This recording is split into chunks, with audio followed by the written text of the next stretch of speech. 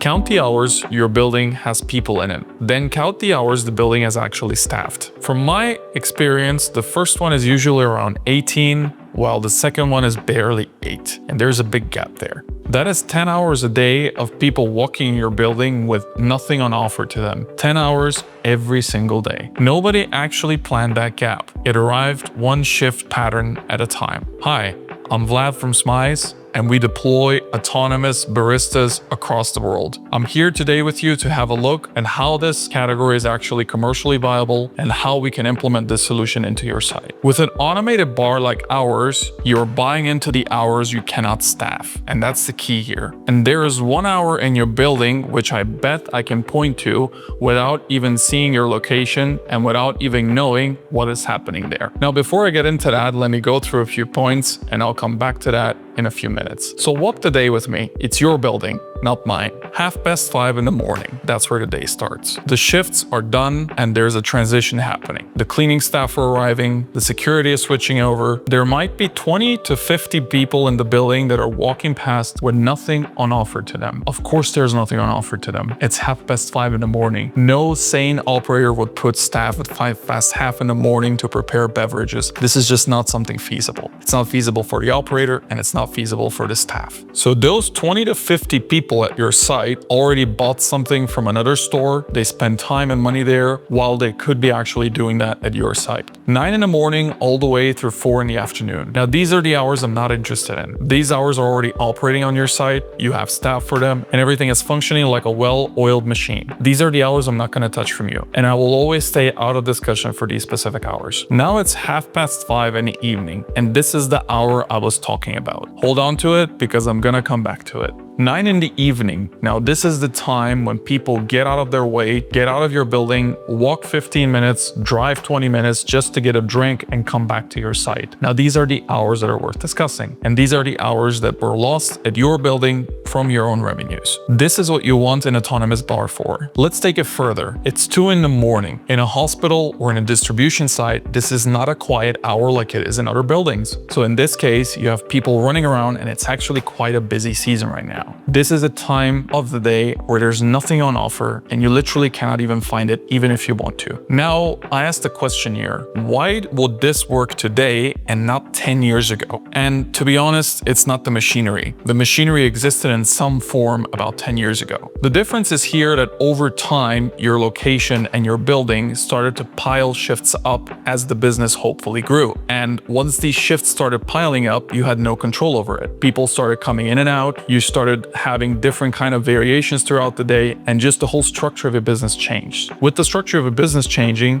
that of course naturally is going to change the entire building flow and how everything functions. So this is why this is possible today. And this is where an autonomous beverage robotic solution comes into play. Something that 10 years ago would have been just a nuance and something that you just put there just to have it. That's not what we want to do. This is the whole reason this category exists, and this happened from your operations, not from our workshop or the place where we produce our robots. This need for these products came into play as your business grew and as the operations changed, which is why the buildings that really feel this are the buildings that never really close. And that's probably one of your buildings. Hospitals, where there's no hour without people and there's no way to staff a counter for all of them. Campuses that run shifts rather than hours. They just never end. Transit, where demand peaks exactly when staffing is the hardest. Malls with long trading hours that never justified a counter of their own. These are the type of locations I'm talking about. And probably if you're watching this, your building falls into one of these. If your building empties out at 6 o'clock and it stays empty, then I'm in the wrong column. There's nothing for me to do there. One thing before I get to that golden hour I mentioned at 5:30, it's how you measure the effectiveness of these solutions, because this is where operators fool themselves. And this is where I see the biggest mistakes when evaluating automated solutions, whether it's robotic baristas or something else. Week 1 is actually meaningless. Week 1 is just curiosity. You will have people around the building. You will have someone who's trying the new product, the new gadget, whatever you put in there, and this is completely useless because the numbers will not justify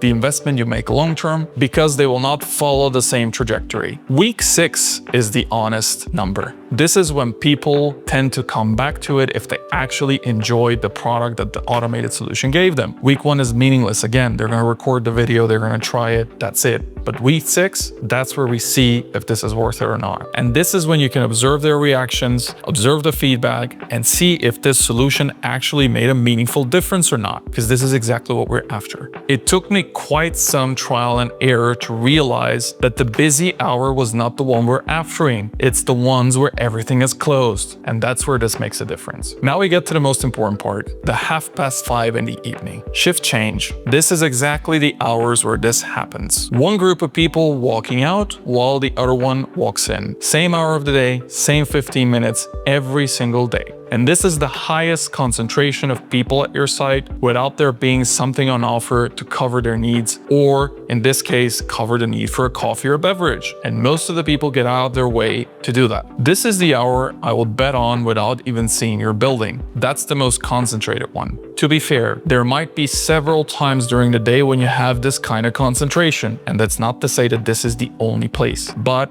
I can bet you this is one of the key ones. Do this exercise yourself, but do it properly. Sit down, observe, and put those 10 hours a day where you would need somebody in these hours. First, staffing, costs, sick leave, pay, over hours, everything you need to cover in these 10 hours. And to make this economically feasible, run the numbers and see how many coffees this person will need to sell in order to make it economically viable for your site. And you will soon realize it's just not. And this is not to say that we don't need these kind of counters or that this kind of work is completely useless, because it's not. It's just that it's not meant for these kind of hours and these kind of situations during the day in your building. This is exactly why the counter is not there. Nobody was being lazy. It was just the numbers weren't adding up. And as a business, the numbers always need to add up for you. Otherwise, there's no reason to do it. So the question in front of you wasn't if demand exists in those 10 hours, because you know it does. Somebody complained, somebody asked. You saw people going out of their way for 15 minutes just to get a cup of coffee. So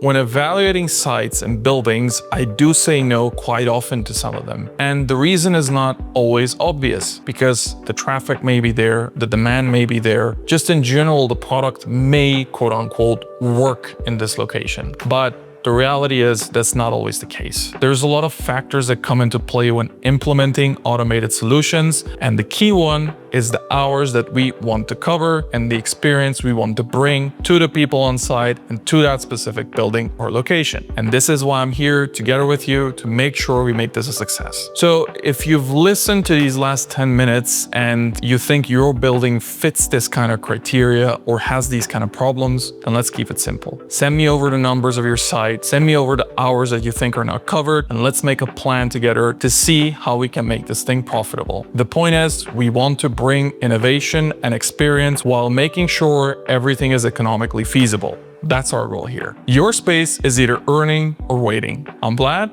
and see you in the next one.